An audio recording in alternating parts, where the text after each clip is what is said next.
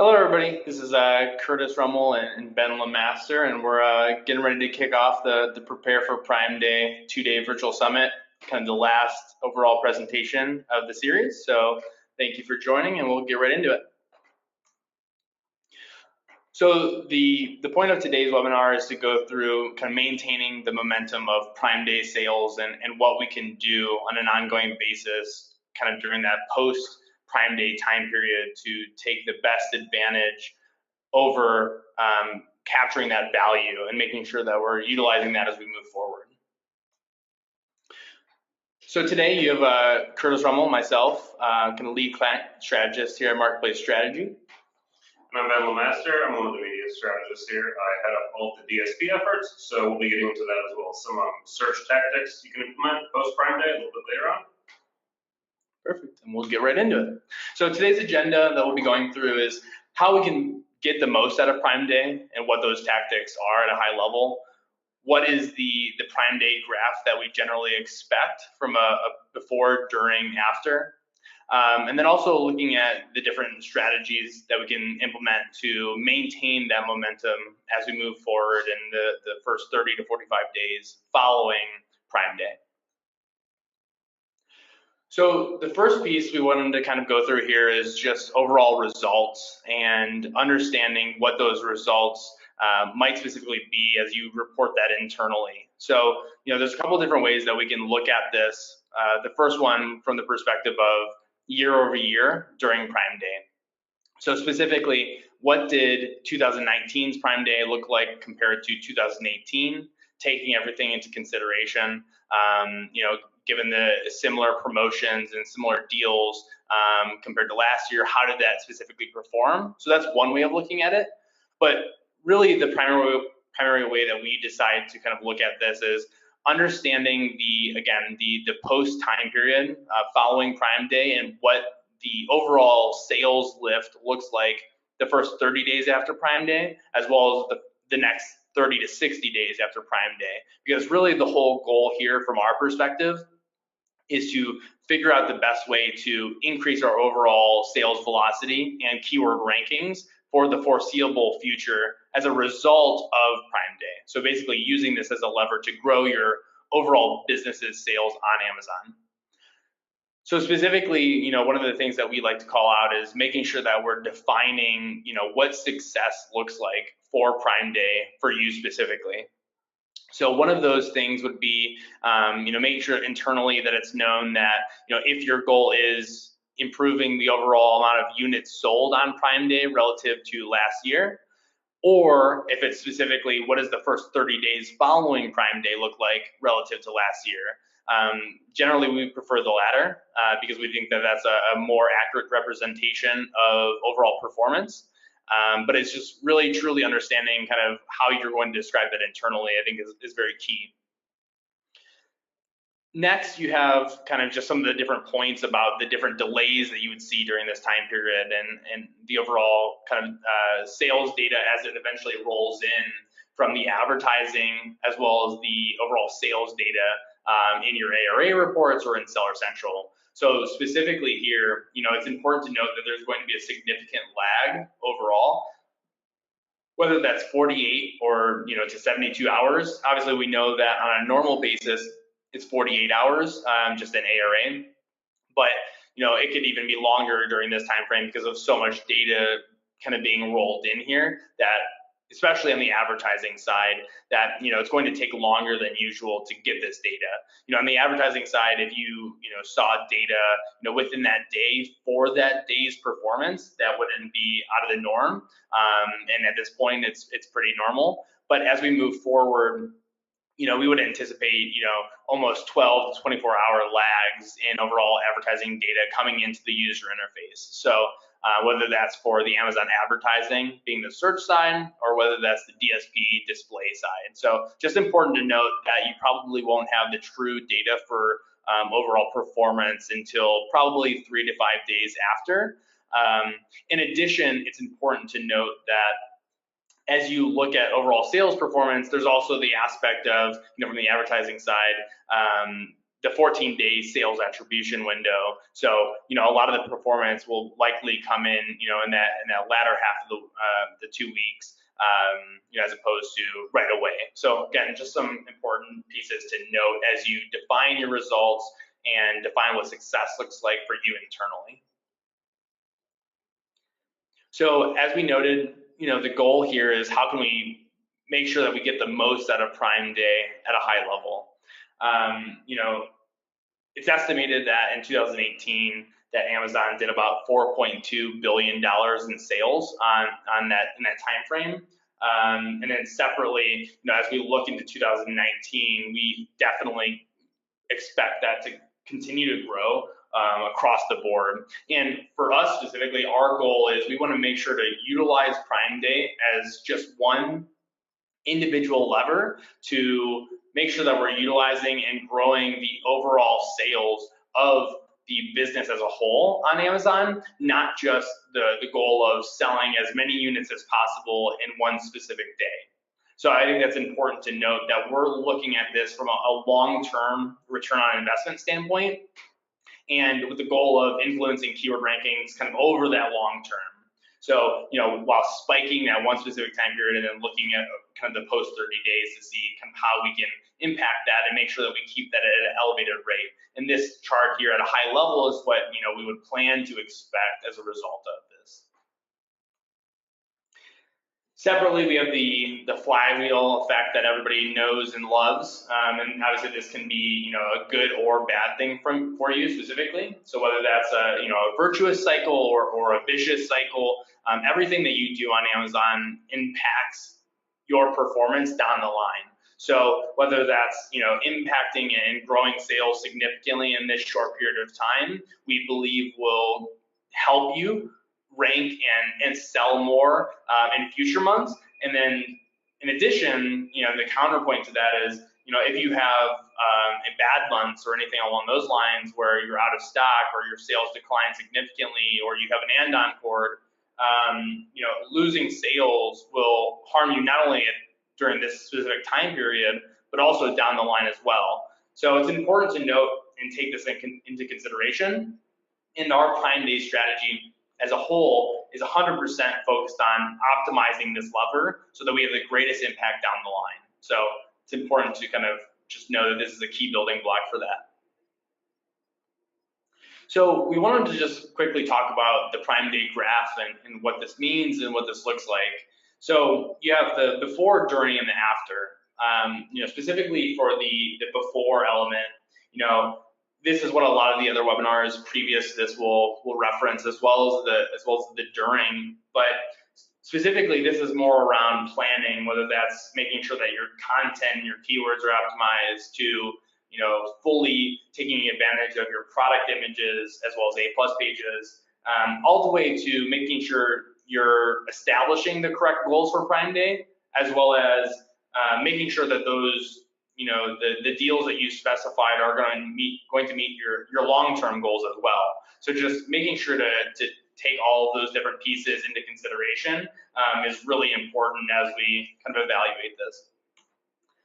Next, we have the during. So in this time frame, basically the goal here is to maximize the deal as much as possible by driving relevant traffic, whether that's on Amazon or whether that's off Amazon.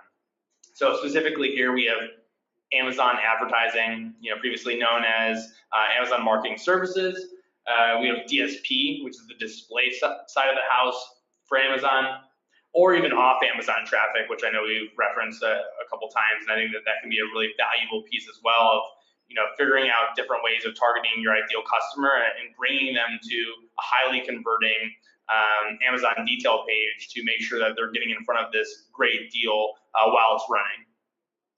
So that's kind of the during aspect. And then finally, we have the after aspect, which is what we're going to be talking about today. So from our perspective, the Prime Day impact on these ASINs is all about elevating the keyword rankings and the overall sales velocity of the products that you're running promotions on for the foreseeable future as a result of the deal itself. So the goal is, in this phase is to retain as much of the value as possible that we generated from running that really strong Prime Day deal to make sure that our keyword rankings for the foreseeable future are much higher. So, we're going to talk about a few different levers overall. Some of them being, different ideal fulfillment methods, post-deal promotions, as well as different strategic advertising elements, to basically make sure that we're taking full advantage of that flywheel effect.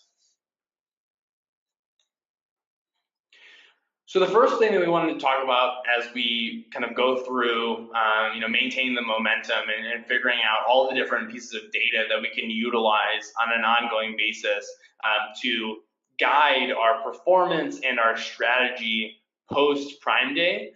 These are just some of the 6 kind of interesting reports that we wanted to call out that could be relevant and valuable to you as you kind of uncover the data and figure out kind of the best way to move forward.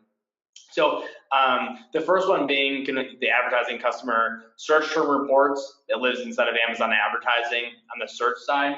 So this is really valuable from the perspective of obviously just knowing which customers that are converting are, what keywords are they searching for specifically?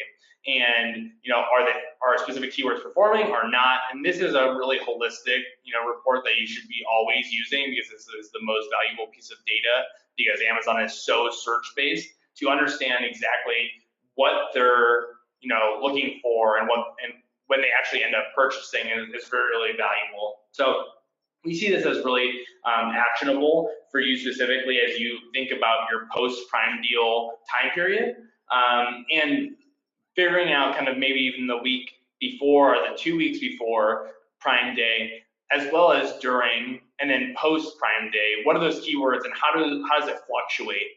Obviously, when we look at this, we're specifically looking at a lot of more keywords that are around, best deals for vacuums, or, the overall searching nature of a customer during these time periods does significantly fluctuate. So understanding how that's fluctuating and understanding the best ways that you can target moving forward can be really valuable.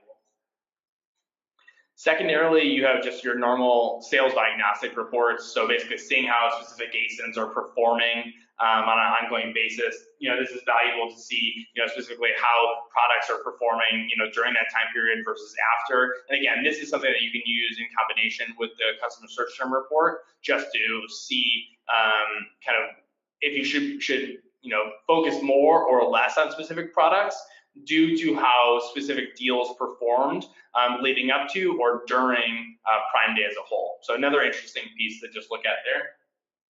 The next one is the DSP brand halo report.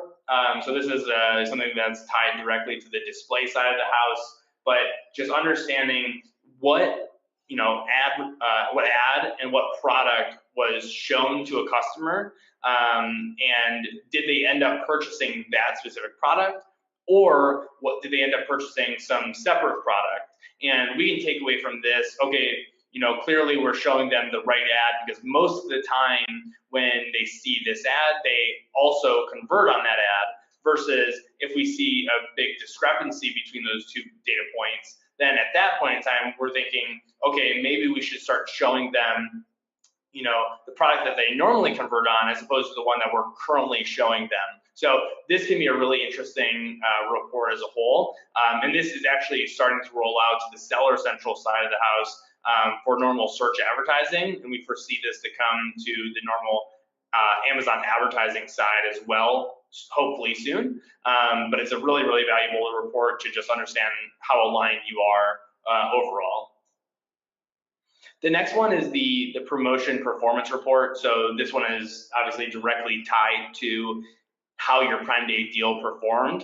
And the primary aspect here is to understand, did the deal flop, or did the deal really take and do well?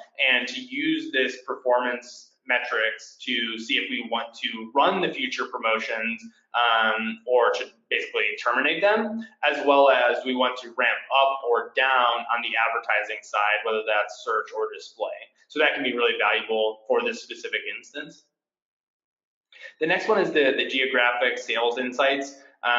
So this can be valuable mostly from a kind of an interesting data point standpoint, and it can be actionable if you're utilizing, whether it's state, city, or zip code level targeting off Amazon and bringing them to Amazon, and understanding, what locations you want to target more or less as a result of how they're currently performing on Amazon, and whether that's an interesting element for you to specifically target or not. But separately regarding this is, one of the different betas that just came out is the attribution beta.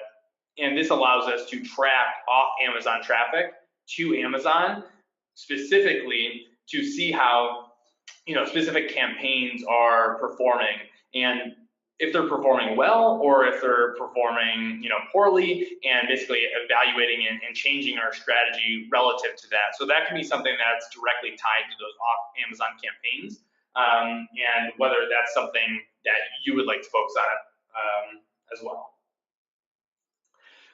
So the final one too is just an interesting point overall. So this is just more around the real-time sales report. So you can see this in the screenshot at the bottom right here, but mostly on Prime Day, this is just very interesting to see how your products are performing overall on that day. So it's only available for that 24-hour time period, but it's just interesting to know, from a more up-to-date standpoint, as opposed to a look back of 72 hours that you would normally get in, or the 48 hours that you would normally get in the sales diagnostic report.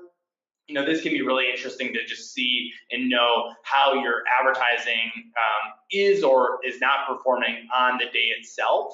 So this is probably going to be the most up-to-date data point that you actually have for your specific deals. It's going to be basically, are your campaigns budget capping, and then this data point. So given those 2 points, do you want to increase your maximum daily budget in your advertising campaigns or not? So it's just interesting to kind of pull both of these data points together to kind of guide your actions during that day, but then also from an interesting standpoint of post Prime Day as well.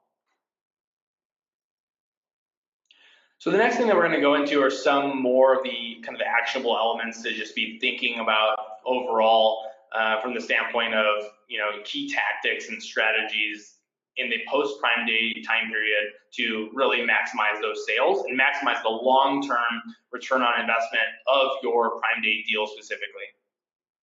So the first one is avoiding out of stock situations. So this is really the first foundational element to having a successful post Prime Day time period, because unfortunately, if you get this aspect wrong and you run out of stock and you completely kill your sales velocity, this is something that could hamper you for the foreseeable future and basically eliminate all value that you would have got, or whether that's from a sales velocity standpoint or your overall keyword rankings that you would have received as a result of that Prime Day deal. So it's really, really important to just make sure that we're maximizing this and making sure that we're not running out of stock, especially on the ASINs that we ran deals on specifically.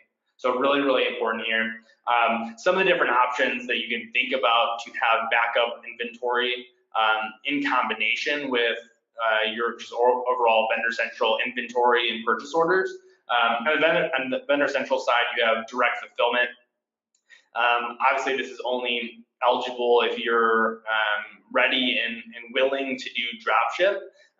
So having this as a nice backup option to your 1P offer can be very, very valuable if you're using this as a way to kind of back up that inventory. But if you don't have the capability of doing dropship, then the second best option would be to utilize Seller Central FBA. And obviously this takes a little bit more planning, and there's the potential risk of having some storage costs at a high level from the Seller Central offer and storing that inventory there. But we think that the greater risk would be to be completely out of stock during this time period after you just had an amazing Prime Day. So just really important to make sure that you have some sort of backup plan to make sure that you're never running out of stock here. So just important to know.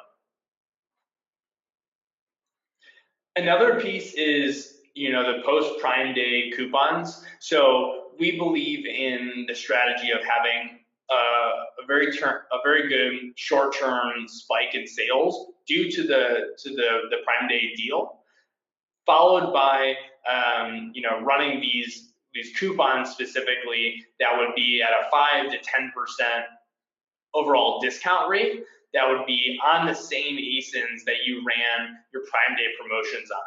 And the goal here is to continue as much as possible that elevated sales velocity. That would have happened because of that Prime Day spike, but keeping it as high as possible with advertising to make sure that we're keeping it as high as possible, so the keyword rankings down the road are as optimized and maximized as possible. So this is really all revolving around that flywheel effect, and then just making sure that we're taking full advantage of that spike, because we know that it's a really key overall lever.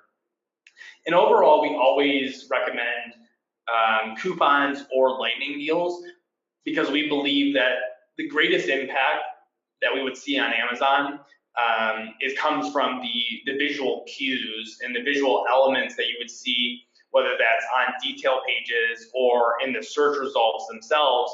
We have two examples here on the right of an unclipped coupon as well as a clipped coupon. And it's important to note that these elements on the actual detail page and the SERP definitely drive increased conversion rate as well as increased overall click-through rate in the SERP, because everybody's interested in saying, okay, yes, there is that coupon that's available. Let's actually figure out as a result of that coupon if this is a product that I'm actually interested in or not. So we think it's a really important piece, and we think that it's way more valuable than a best deal or a price discount or other things along those lines, because it really kind of triggers all of the different valuable elements that we're looking for in a specific promotion.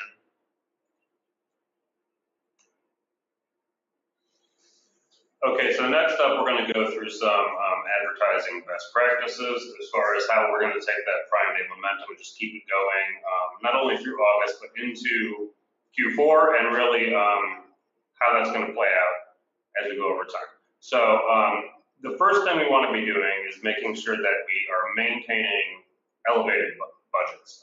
It's really important going into Prime Day to keep those budgets up, and obviously on Prime Day, we don't want to be capping out, but sometimes people will make the mistake of not actually maintaining those budgets past Prime Day. And the thing is, it's really important to do that. What's going to happen is there's going to be a lot of traffic that gets to your pages and to the site as a whole. And there's going to be a limited window there to keep those people engaged and reach back out to them. So it's very important that we have the budgets where they need to be, so that we're not capping out the day after at noon or anything like that.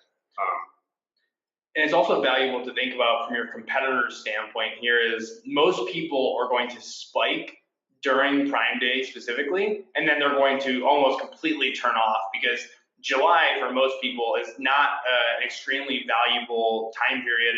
And for Amazon as a whole, outside of Prime Day, it really is a depressed month in general. So just knowing that you're going to be advertising at that elevated rate to capture even more market share during a time frame where everybody is talking about Amazon and they're reporting on Prime Day metrics, and they're reporting on the best deals, and different articles are coming out about how much people bought of specific products. People are going to be going to Amazon as a result of that, doing very specific searches that are going to be relevant for each of your different industries and categories and different search queries. And by having an elevated overall search budget during this time, you're going to see a lot of benefit from not only the competitor standpoint, but also coupling this with your coupons that you're running in that 30-day time frame post Prime Day. That's going to be very, very valuable. So next, we're gonna just get into some basic ideas and some of the ways that we combine display and search. to really maximize all the opportunity beyond Prime Day. So the one thing to keep in mind is that search alone, while it's very powerful, there's always a missing component. There's always people who are going to get to your page through a search ad and then leave it without purchasing. But there's also going to be a limited amount of traffic you can capture with those search campaigns. So we really want to use display to generate a lot of demand for the deals and for the larger catalog, and that volume is going to be captured by the search campaigns. And anything there that doesn't convert is going to be, re-engaged by all of the remarketing campaigns we have in place. So just some basic stats that we've gotten from our own internal testing as well as Amazon is that you get a combined 140% increase in branded searches when you use the two. And then overall, like retargeting and search combined gives you a 200% increase in sales relative to search alone. So those are pretty impactful, and again, reason to combine the two and always kind of work them together in tandem. It's just two pieces of one very, very powerful pie. And Amazon right now in the DSP platform is also rolling out a new beta where it's actually going to show you a representation of what is your increased lift in branded search queries as a result of your DSP efforts. So not only are these statistics either from our own internal clients but provided by Amazon, but separately, we're actually going to have that actionable insight directly from that to provide us another KPI. Exactly. So just to go over some of the audiences that we use on the display side of the house and how they kind of work together, as well as how we can use them to inform our search strategy. First of all, starting in the upper left-hand corner with the in-market audiences. These are just predefined audiences that are available for any advertiser in DSP. What basically happens to create these audiences is Amazon's tracking everything you do, whether you're reading a review, reading a product description, adding products to your cart or list. All these elements bubble up into these in-market audiences, and these are pretty much localized to the last 30 days or so of your activity on site, and they operate at a couple different levels. One is a very high category level, for instance, something like vacuum cleaners, but you can also get a lot more granular, getting the different styles of vacuum cleaners, for instance, like a stick vacuum cleaner or an upright vacuum cleaner. And these, as I said, these are available in every account. When things get really interesting is when we begin moving away from these just high-level audiences and building audiences directly off of specific ASINs. So that brings us to the product search audiences. The way these audiences function is the person who's going to be targeted by these ads is searching for your product in a way that their search would match to your ASIN's organic ranking. So rather than it being a paid search ranking, it's going to be something like the content on the page is being indexed, the backend keywords, everything like that. You will be, targeting these people based on those types of searches. So it's much more broad, and the net is cast much wider than it would necessarily be for a highly targeted keyword that you're bidding on. And then for the similar product views in the lower left-hand corner, this is essentially any product like yours. So it would include other things in your catalog as well as competitor products. And then the retargeting audiences are basically anyone who has viewed your product. So what we do to kind of structure these together and make them work really effectively together, and also, as I said, inform the search strategy, is we use inclusion audiences throughout the entire process to really funnel customers toward a specific purchase process. So in the case of the in-market audiences and the product search audiences, we're going to exclude anybody who has viewed our products or purchased our products. So at that point, they're very, very high level and very, very high funnel.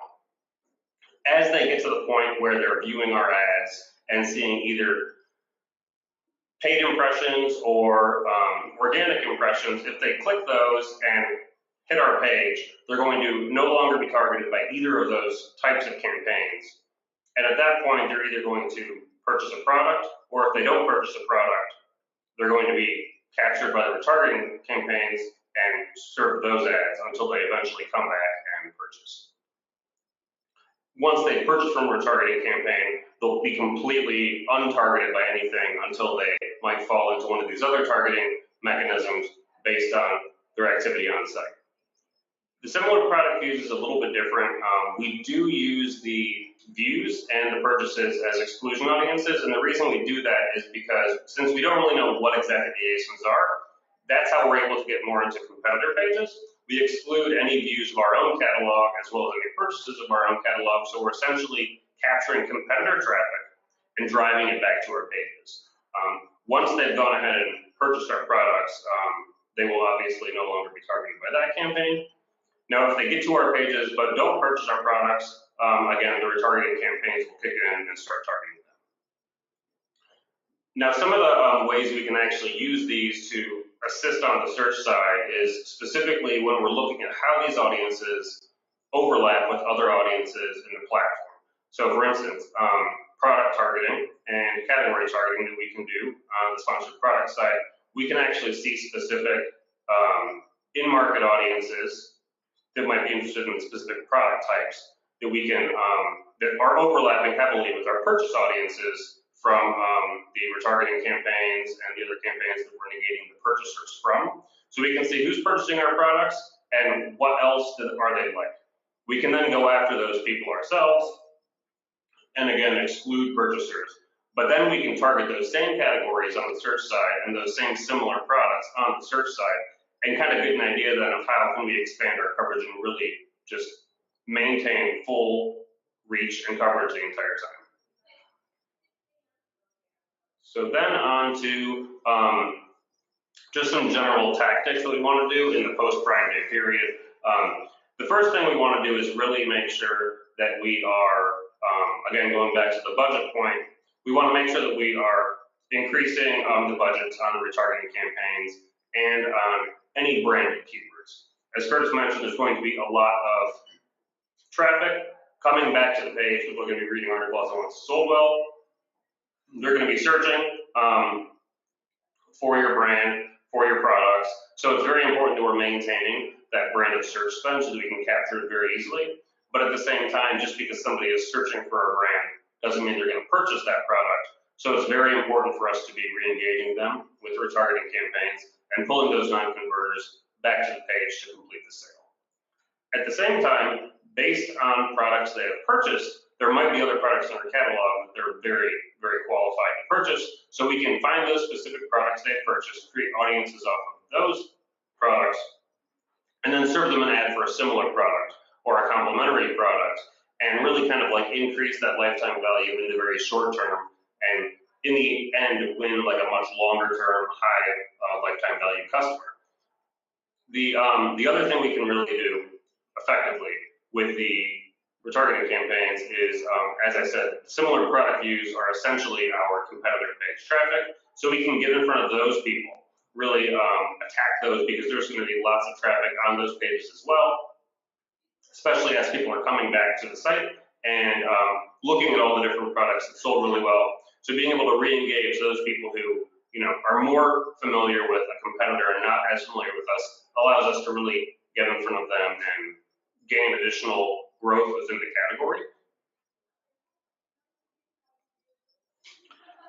So those are just some of the different kind of ideas and strategies and things to really be thinking about, as you go into Prime Day, as well as kind of that post-Prime Day time period. So just some of the things that we talked about is just understanding, the expected results and the way that you should be approaching, whether that's internally or just for your own aspects of overall performance on Prime Day, just understanding how you should be thinking about that. Understanding the different ways that you can kind of analyze some of the different data that's very limited, but still also valuable inside of whether that's either premium ARA or just basic ARA, or the Amazon advertising or the DSP portal to best guide your post-Prime Day strategy. And then some elements around just making sure that you're avoiding your out-of-stock situations, whether that's during or post, through the different kind of backup elements. whether that's utilizing the overall couponing strategy of kind of providing that 5 to 10% coupon immediately following the lightning deal in that 30-day time period following, to make sure that you're continuing that elevated sales velocity post deal, to make sure that you're getting the best bang for your buck from that that advertising, as well as the different kind of deal elements that you're working on there. And then finally, looking at some of the different ways that you can kind of synergize your advertising elements, whether that's on the search side or the display side. Obviously, there's millions of opportunities there, and the amount of data and strategic targeting that you can have on that element, to making sure that you're targeting very specific customers that you want to be in front of, can be obviously very valuable. And especially on the display side, I mean, we see this as an area where most people are very unsophisticated, and we see this as a huge area where most brands can really grow to take advantage of all of Amazon's different media outlets. And we see this as especially if you're doing the managed AMG route right now, we see this as a huge opportunity to really kind of view that self-serve side, to not only have lower costs, but have more granular level targeting in tangent with your search side. So just wanted to call a couple of these different elements out as you evaluate the post Prime Day time period. And we really hope that this was valuable for you to kind of think about some of these different elements, as we're thinking about this for a lot of our different clients here. So thank you everybody for attending, and really appreciate taking the time to not only listen to our specific webinar here, but really participating in the entire overall series. And please feel free to reach out if you have any questions specifically regarding anything that we went over today, any of the different betas that we referenced today, or anything else that we can really help with. We're always kind of open for a conversation. So thank you very much, and we'll talk soon. Thanks. Thank you.